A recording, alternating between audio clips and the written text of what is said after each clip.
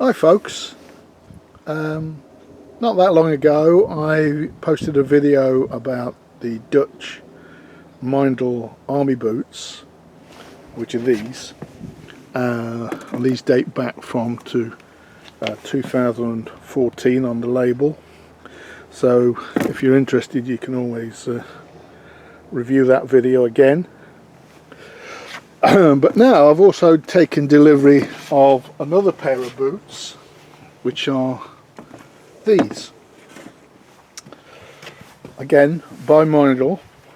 And Meindl have an excellent reputation, well-deserved reputation, based in, well, I'm sure you probably know the brand, but they're based in the small town, I believe, of, I think it's Kickenscheuring in Bavaria, in Germany.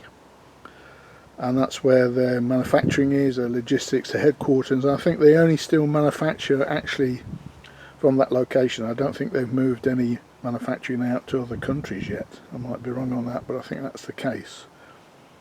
So these were produced again for the Dutch military by Meindl. Now they're being sold in the UK at the moment as Dutch mountain boots. I'm not sure the Dutch forces need mountain boots, but what I think they really are is more of a winter boot, probably from the same period as the boots we've just looked at. Just looking at the label, if I can get a shot of the label, try and do that. So it says Meindl, and it says the size on these is 275 in the Meindl system, and they're medium. I'm normally a wide, but they do seem to fit, so I've only tried them on. I only just got them and tried them on, so I'm not taking for a walk, but I think they'll still be okay for me. And it says M1.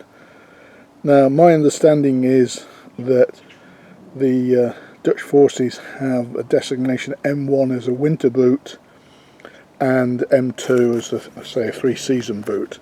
Now I believe these are based on the civilian Meindl boot called Island, which they first brought out in 1992, and various variations on that since then. And I believe these boots are the military version for the Dutch forces, based on the Island civilian boot, because they've got a lot of the same features. Now the Island boot is designated by Meindl as a BC. They have a classification of boots starting with A for lightweight and lightweight trails, etc., going all the way through to D for their full mountaineering boots, for use in mountaineering, crampons, etc. And BC means that they can be used, and that's the designation of the Island range, which I think these basically based on, can be used in the mountains in the UK, probably in places like Wales or Scotland or Peak District, with occasional crampon use. So they're really boots designed for the mountains, say up to the snow range, I guess you could probably say. For the Dutch forces, I guess they're just a tougher boot to use in the winter on tough trails. Very well made again. Look, 4 rows of stitching there, 3 rows of stitching.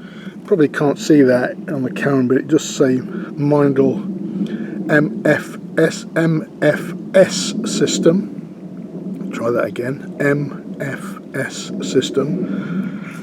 That's their foam system that they have in the comfort system they have in the boot, that the foam is supposedly takes shape to your foot over time. They are a Gore-Tex lining, it says there, so they're a waterproof boot. Looking on the leather, it's a little bit hard to tell, but I think these were originally a nubuck leather as opposed to, say, a full grain leather. They might be full grain, but they look as though they're a nubuck leather which has then been heavily waxed or treated. That's what my feelings are. Meindl recommend on their sort of boots, on these type of boots, their They call it comfort wax, I think it is, which is beeswax basically. So beeswax will work. That's how they recommend protecting their footwear. I'll probably get some from the UK company Granger's, or even just use the Altberg leather grist. That would work on these, because you want to keep the breathability of the boot. They've got holes at the top to help out, pump out hot air out the boot. That's the idea there, I believe. The lacing system is using the enclosed metal tube type lacing, tunnel type lacing is that the best description, rather as opposed to the open hooks, because they're a military boot like the British Forces. They want that system so you don't catch hooks on things like parachutes, etc.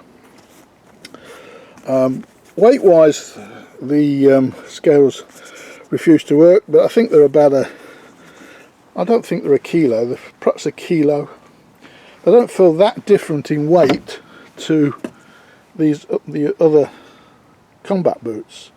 Having said that, these are a 9, and these seem to be a bit wider. These were 9, just a size 9, but they seem to come in a wider fit, and these have come as a more medium fit. There wasn't choice there. The outsole is a Vibram outsole. You can see from that, which I think it's the same. Yeah, it's basically the same outsole as the standard combat boot. Okay, there. They've got a full round, as we can see around them, and they have the Meindl lacing system. Again, it's very hard to read, but I think it's Digifix. That's what they call it. Inside there is